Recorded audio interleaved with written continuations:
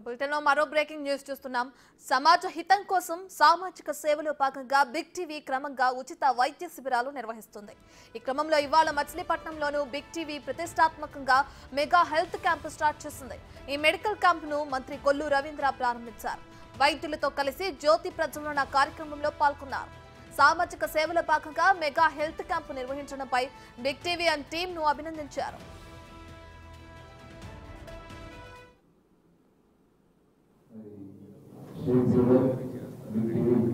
శివ గారు, అదేవిధంగా రాజేష్ గారు, వినయ్ గారు, సోమశేఖర్ గారు, అందరూ కూడా పేరు పేద మీడియా సోదరులకి అందరూ కూడా పేరు, ముఖ్యంగా డాక్టర్స్ ఈరోజు పొద్దునే చేపించాను.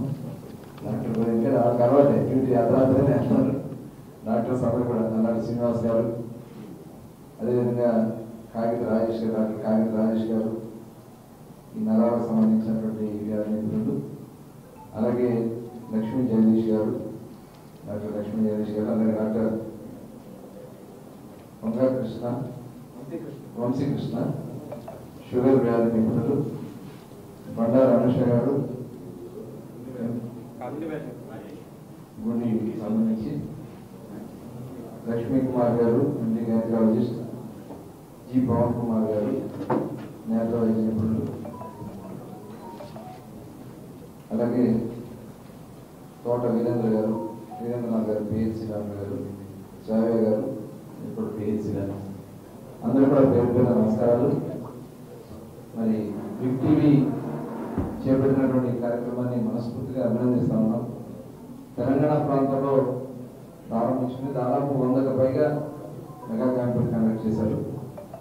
ఈరోజు ఇది 4వది ఆంధ్ర రాష్ట్రంలో, ఇది 4వది మెగా క్యాంపెయిన్ కండక్ట్ చేయడం అభినందనీయం.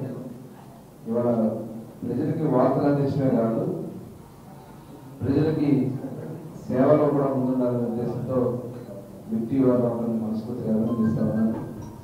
ఎందుకంటే చాలా సందర్భాల్లో ఛానల్స్ కానీ, మరి మీడియా సోదరులు పేపర్లు కానీ, ఇవన్నీ కూడా చాలాసార్లు ముందుకు వస్తూ ఉన్నారు సేవా కార్యక్రమాల్లో. గతంలో మనం చూసాం, మరి ఈనాడు రామోజీరావు గారు ఇక్కడ వైద్యులు వచ్చినప్పుడు వారు ముందుకు రావడం, అలాగే ఆంధ్రజ్యోతి, ఏబిఎన్ కానీ, టీవీ9 కానీ అనేక సంస్థలు ముందుకు వచ్చారు.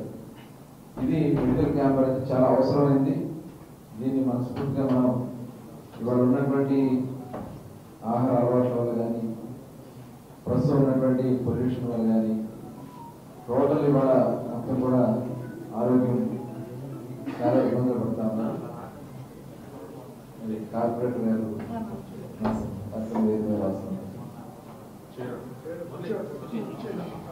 చాలా ఇబ్బందికరమైన పరిస్థితులు ఉన్నాయి. సామాన్య ప్రజలు వైద్యం తీసుకోవాలంటే చాలా కష్టాలు, ఇబ్బందులు ఉన్నాయి. ఇవాళ చూస్తే హాస్పిటల్కి వెళ్ళాలంటే కొన్ని వేలల్లో ఖర్చు అవుతాం.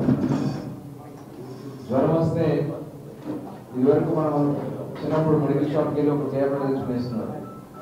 కానీ అలాంటి పరిస్థితి లేదు. వాళ్ళ ఒక ట్యాబ్లెట్ వేసుకుంటే దానికి ఏం రియాక్షన్ అవుతుందో జరిగినటువంటి పరిస్థితి. డాక్టర్స్ ద్వారా ప్రిస్క్రిప్షన్ ద్వారా తీసుకుంటే తప్ప ఇవాళ వైద్యం చాలా రకరకాలైన వ్యాధులకి దారితీసే పరిస్థితి వస్తుంది. మనం వాడే పెయిన్ కిల్లర్స్ వల్ల ఇవాళ చిన్న వయసులోనే చాలా మంది క్యాన్సర్ బారిన పడతారు.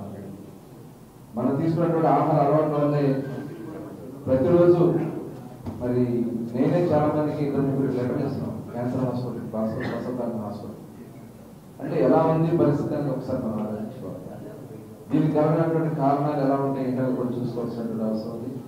ప్రభుత్వ పరంగా ఇవాళ ఎన్టీఆర్ వైద్య సేవలు కూడా గౌరవ ముఖ్యమంత్రి గారు గతంలో మరి చాలా తక్కువ ఉండేది.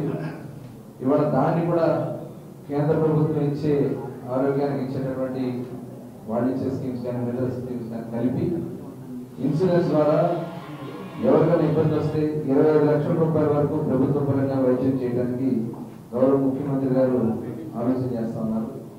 25 లక్షల వరకు ఎన్టీఆర్ వైద్య సేవలు అందించాలనేది రాష్ట్ర ప్రభుత్వం లక్ష్యంగా పెట్టుకోవడం జరిగింది. త్వరలోనే ఆ స్కీమ్ కూడా ఒక పాలసీని అనౌన్స్ చేయడం కూడా జరుగుతుంది. ముఖ్యంగా మనం కూడా ఆరోగ్య అలవాట్ల మీద కూడా అవగాహన కల్పించాలి. అలాగే వ్యాయామం ఉండాలి. మొన్ననే శాస్త్రి గారి దాంట్లో కూడా బాగా అవేర్నెస్ తీసుకొస్తున్నారు యోగాలో. యోగా మాస్టర్లు కూడా ఉన్నారు, మంచి మాస్టర్లు చింతయ్య గారు వీళ్ళందరూ కూడా ఉన్నారు. వాళ్ళందరూ మనం ఉపయోగించుకుని యోగా చేయడం వల్ల చాలా ఉపయోగం. నేను కూడా పొద్దున్న లేచి చేసి వచ్చాను. రాత్రి 1 గంట అయినా కొద్దిగా యాక్టివ్గా పరిగెత్తగలుగుతున్నానంటే ఒక అర్ధగంట సేపు మనం కానీ మన ఆరోగ్యం గురించి కానీ మన వ్యాయామం అన్ని చేయాల్సినటువంటి అవసరం ఉంది. కాబట్టి యోగా క్లాస్ కూడా మేము అడిగాను. ప్రతి ఆదివారం ఒకరోజు ఒక్కొక్క అసోసియేషన్ తరఫున అడిగాము. బీచ్ లో కూడా డెవలప్ చేయాల్సిన అవసరం ఉంది. కాబట్టి బీచ్ డెవలప్మెంట్ అంటే మనం ఒకరోజు ప్రతి ఆదివారం ఒకరోజు ఉదయం యోగా చేయాలి. ఒక్కొక్క అసోసియేషన్ ఒక్కొక్క వారం అయితే మనకి అసోసియేషన్ ఒక 100 మందిని మనం బస్సులు ఏర్పాటు చేస్తున్నాం. మనం లాస్ట్ వీక్ చేసినా మనం వర్షం పడతాను ఆగం ఈ వారం. మా ఇండస్ట్రీ తరఫు నుంచి 7 లక్షల వరకు ఇచ్చామండి మన ముంగినపూడి. ఓకే, ఇంకా వస్తాయి. చాలా సంతోషం. ఇంకా సిఎస్ఆర్ తరఫున కూడా కొంత మనం అందరూ కూడా చేస్తే బీచ్కి మంచి రోజులు వస్తున్నాయి. అట్లా యోగాకి మనం కావాల్సినటువంటి ఏర్పాట్లను కూడా చేసుకున్నాం. అక్కడ బీచ్లో కూడా చదవాలని చెప్పి డిసైడ్ చేయడం జరిగింది. ప్రతి ఒక్కరు కూడా అవగాహన కల్పించుకోవాల్సినటువంటి అవసరం ఉంది. అలాగే ముఖ్యంగా మనకి ఈ ఆరోగ్యం రావడానికి బారిన పడటానికి అనారోగ్యాలకు కారణం నాకు తెలిసిన డైజెషన్ మనం సరిగ్గా టైం తినక ఏది పడితే అది తినడం వల్ల ఆహారం కూడా అరగక మనం ఇబ్బంది పడతాం. దానికి నేను కూడా చాలా ఇబ్బంది పడ్డా. తర్వాత కొద్దిగా నా అలవాట్లు మార్చుకున్నా. ఉదయం 9 గంటల భోజనం, సాయంత్రం 6 గంటల భోజనం, మధ్యలో ఇంకా స్నాక్స్ అయితే తీసుకోండి. దానివల్ల నేను గతంలో గ్యాస్ ట్యాబ్లెట్ వాడేవాడిని. ఇవాళ ఎసిడిటీ ట్యాబ్లెట్ లేకుండా ఉందంటే కొద్దిగా మనం ఆహార అలవాట్లు మార్చుకుంటే మనకి ఖచ్చితంగా ఉంటుంది. షుగర్ ఇలాంటివి కంట్రోల్ చేసుకోవచ్చు.